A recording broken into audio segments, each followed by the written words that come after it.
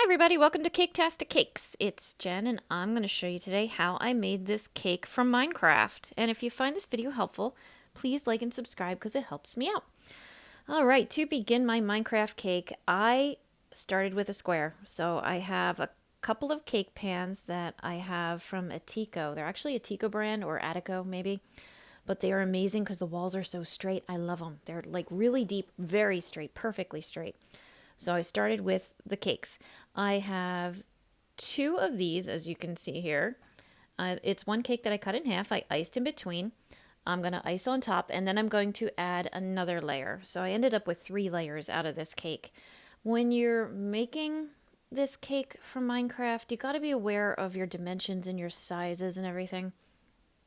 Because when you start adding the squares, you want it to jive as close as possible.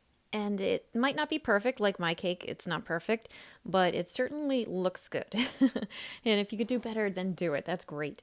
All right, so what I'm doing is I'm taking measurements. My cake was about 4.5 by a little over 8 and a little over 8. And I'm going to end up using my 3/4 size square cutter. It's the smallest one I have, and that way I can get the most, pixels or whatever you want to call them out of each dimension, my height and length and width. So I'm starting with a dark brown. This is just a dark brown. And I'm using my little cutter there, and I am just making squares. And you're going to have to get real comfortable with making squares because you're going to make a lot of squares.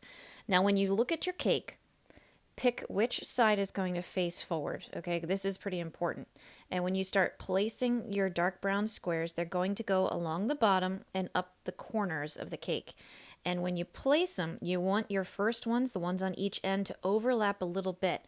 So when you place the fondant, this square on the other side, the thickness of that fondant square will be behind the tile that's in the front. So you can see pretty clearly here where I'm climbing the wall, how it sticks out past the edge of the cake. You're going to want that. All right, I'm doing it on each side. I just went straight across the bottom with my dark brown. I'm going up the side. I went up the side so that I had about, I want to say maybe 2 squares worth of space left. And you're going to see it. I'm going to do some adjusting because this is the first time I've tried to put this together. So it was my learning process. But you can see what I'm doing and at least get the good idea to start from.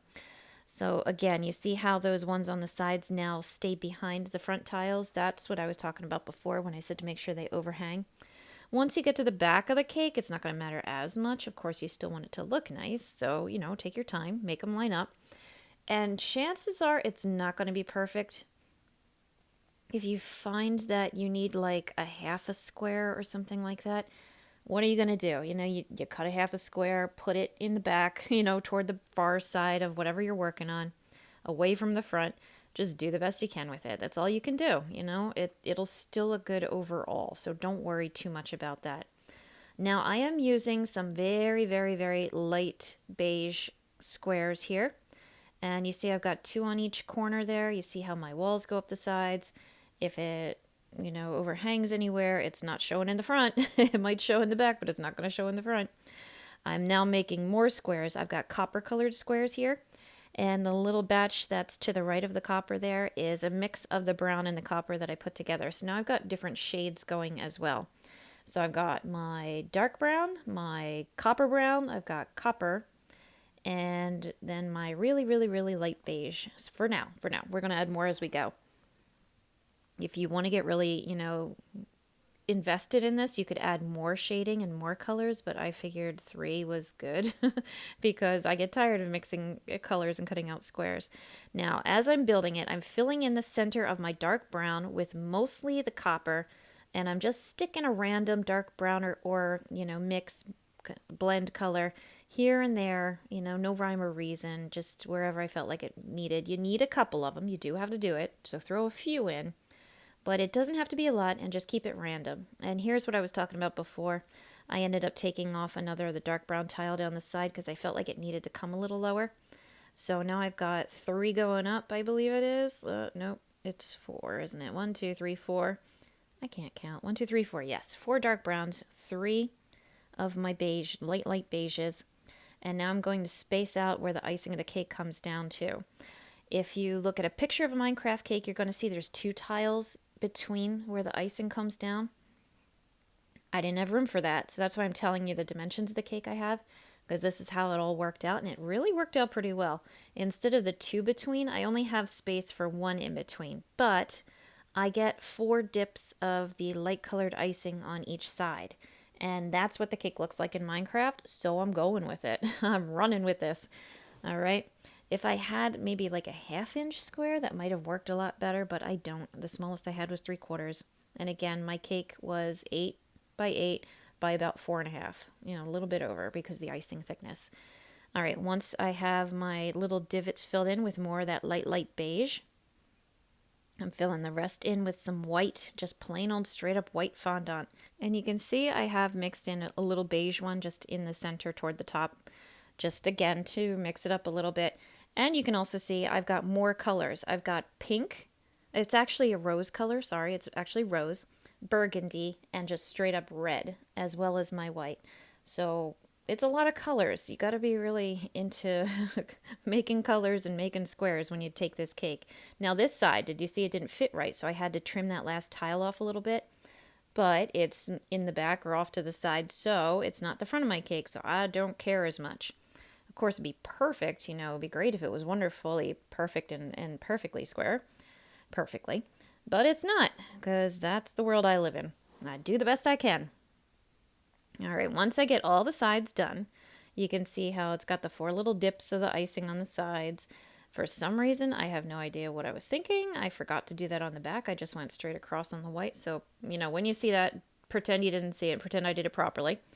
And I'm just starting to build the top now. The top is going to be a little bit of that creamy beige, light beige color in the corners. And then in the corner closest to you to the left, you're going to have a square of 4 tiles. That's 2 red, the lighter color, and the darker color.